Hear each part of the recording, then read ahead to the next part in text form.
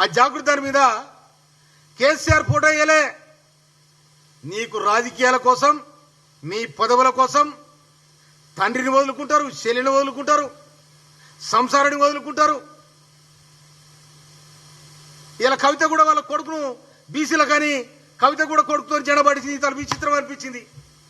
ఇది ఎక్కడి కథలు నాయన అని.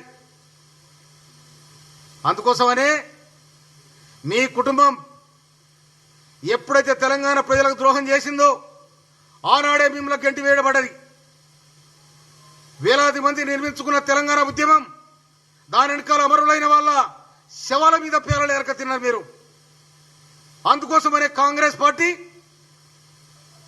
ఇచ్చిన రుణానికి ఇవాళ 2023లో కాంగ్రెస్ సోనియా గాంధీ తెలంగాణ రాష్ట్రాన్ని ప్రకటించింది. ఆ రుణం తీర్చుకోవాలని మనమే కొద్దిగా అటు చేసినాం. ఈసారి ఖచ్చితంగా కాంగ్రెస్ కొట్టేయాలని రేవంత్ రెడ్డి గారి నాయకత్వంలో బ్రహ్మాండమైన ప్రజాపాలనలో ఇలా కాంగ్రెస్ పార్టీ గెలిచి నిటారుగా నిలబడ్డది. మేమే తీసినాము. ఏంటిది మీరు చేసింది? ఏం చేసింది చెప్పు? ఎక్కడ చేయలే. అందుకున్న కాడ దోసుకుర్రు. ఇప్పుడు ఈ ప్రజలకు అల్లకూలం అవుతున్నారు. ఎవరు సంతోషం లేదు, దుఃఖం ఉంది మీకే, ఎవరికి లేదు. ఈవెన్ మీ టీఆర్ఎస్ వాళ్ళకు కూడా, అక్కడక్కడ ఉన్న వాళ్ళకు కూడా ఎవరికి లేదు. మీ కుటుంబానికే ఉన్నది మొత్తం. లేకపోతే నీకు భజన చేసేవాళ్ళు, మీ బాండ్ మేళగాలు అగు గాలకుంది ఏమన్నా ఉంటే. అందుకోసమనే రేవంత్ రెడ్డి గారి మీద మీరు కట్టే ప్రాజెక్టులు కూలిపోయినాయి, మీరు కట్టే ఇండ్లు కూలిపోయినాయి, మీ రాజ్యం కూలిపోయింది, మీ నియంతృత్వ పాలన పోయింది. ఇంకా మీరు ఏమంటా ఉన్నారు? ఇలా మీరు జూబిలీహిల్స్లా దుంకులాడుతూ ఉన్నారు.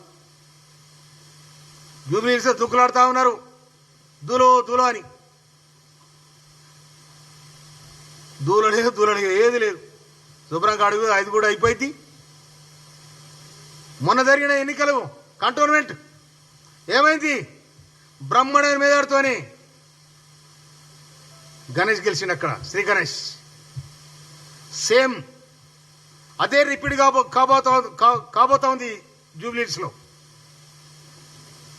అంటే కాంగ్రెస్ పార్టీ ప్రజల పక్షాన నిలబడ్డ పార్టీ, కుటుంబ పక్షాన నిలబడ్డ పార్టీ కాదు. కాంగ్రెస్ పార్టీ ప్రజల పక్షాన నిలబడ్డ పార్టీ, ప్రాజెక్టులు కట్టే పార్టీ, భూరు మంచిన పార్టీ. 3 ఎకరాల భూమి అన్నావు. 3 ఎకరాల భూమి కాదు, 30,000 ఎకరాలు మీరే దోసుకున్నారు. ఇవాళ అక్కడ సిద్దిపేట దగ్గర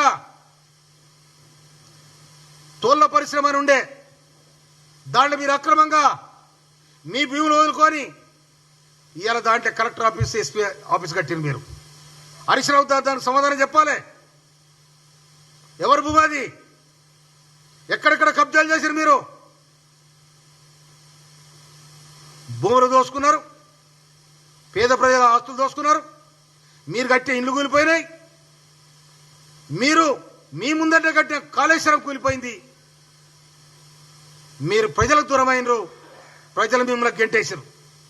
అందుకోసమనే ఇవాళ ప్రజాస్వామ్యబద్ధంగా జరుగుతున్న ఈ ప్రజా పాలనను మీరేదో చిన్న భిన్నం చేయాలి, ఏదో కొద్దిగా బదనాం చేయాలి అని మీరు ఉట్లాడుతున్నారు. కానీ ఏమీ కాదు మీతోని.